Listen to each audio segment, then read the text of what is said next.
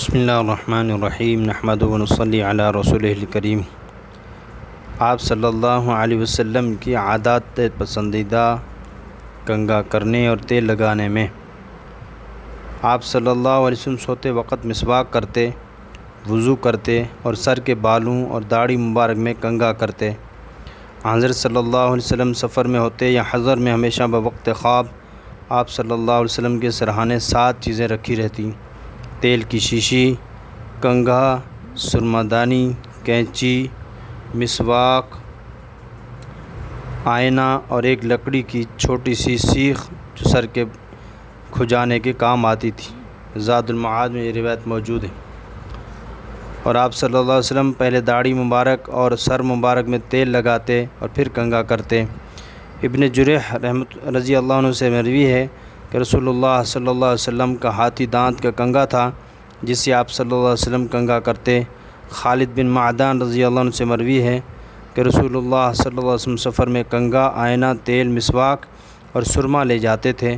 انس بن مالک رضی اللہ عنہ سے مروی ہے کہ رسول اللہ صلی اللہ علیہ وسلم بکثرت سر میں تیل ڈالتے اور داڑھی پانی سے صاف کرتے تھے۔ ابن سعد میں اعتدال تزیین، حضور اکرم صلی اللہ علیہ وسلم شروع میں اپنے سر کے بالوں کو بے مانگ نکالے جمع کر لیا کرتے تھے، پھر بعد میں آپ صلی اللہ علیہ وسلم مانگ نکالنے لگے تھے۔ شمائل ترمذی میں اور ایک روایت میں کہ آپ صلی اللہ علیہ وسلم ایک روز ناغہ کر کے کنگھا کیا کرتے تھے، یعنی روز ہر وقت لگے رہنا ایسا نہیں تھا۔ اور ایک اور روایت میں حضرت حمید بن عبد الرحمن رضی اللہ عنہ سے مروی ہے کہ گاہے گاہے کنگھی کرتے تھے، یعنی کبھی کبھی کرتے تھے۔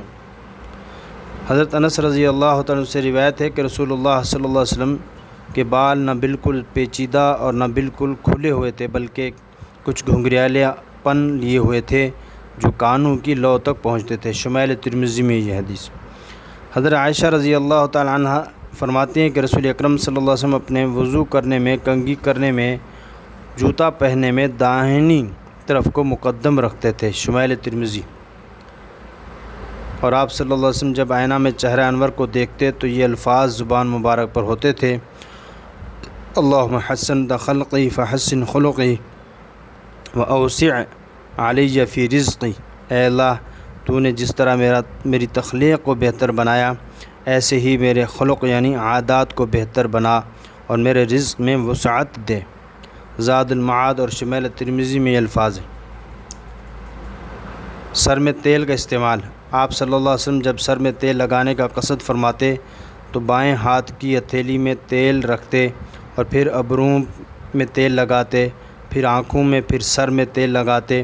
اسی طرح جب داڑھی مبارک میں تیل لگاتے تو پہلے آنکھوں پر لگاتے، پھر داڑھی میں لگاتے۔ حضرت انس رضی اللہ عنہ سے مروی ہے کہ رسول اللہ صلی اللہ علیہ وسلم اپنے سر مبارک میں اکثر تیل کا استعمال فرماتے اور اپنی داڑھی میں اکثر کنگھی کیا کرتے تھے اور اپنے سر مبارک پر ایک کپڑا ڈال لیا کرتے تھے جو تیل کی کثرت استعمال سے ایسا ہوتا تھا جیسے تیل کا کپڑا ہو۔ شمائل ترمذی میں یہ روایت۔ ریش مبارک۔ سردار انبیاء صلی اللہ علیہ وسلم کی ریش مبارک کی اتنی گہری اور گنجان تھی کہ آپ صلی اللہ علیہ وسلم کے سینہ مبارک کو بھر دیتی تھی۔ شمائل ترمذی۔ مدارج النبوہ میں مذکور ہے کہ کتاب الشفاء مصنف قاضی عیاض میں کہا گیا ہے کہ آپ صلی اللہ علیہ وسلم کی ریش مبارک کے بال اس کثرت سے تھے کہ جس سے آپ کا سینہ مبارک بھر گیا تھا۔ مذہب حنفی میں داڑھی کی حد ایک قبضہ یعنی مٹھی ہے، جس سے کم نہ ہو، یہ واجب کا درجہ ہے۔ اس لیے میرے محترم عزیز دوست بزرگوں، داڑھی رکھ کے حضور اکرم صلی اللہ علیہ وسلم کی محبت کو سمیٹیں۔ اللہ عمل کی توفیق